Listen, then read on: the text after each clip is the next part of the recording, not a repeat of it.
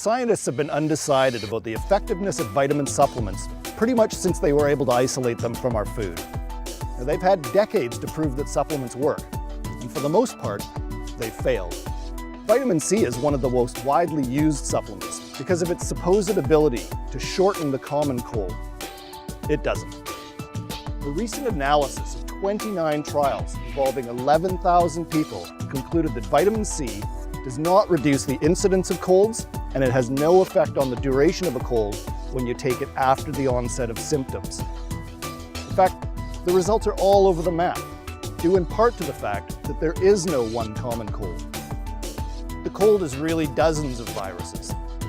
I know that if you're a vitamin C believer, nothing I say is going to change that. I'm okay with that.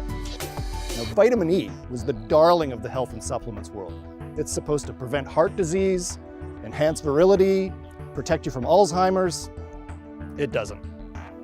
A massive 4.5-year study involving 10,000 people found that people taking vitamin E were no less likely to have a coronary event than people who weren't. Ditto for Alzheimer's. Large, well-designed studies find that megadoses of vitamin E have no effect on your risk of Alzheimer's. As for natural male enhancement, you might as well order those crazy pills on the internet. But I don't think you should.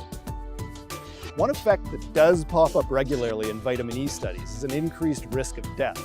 So think about that.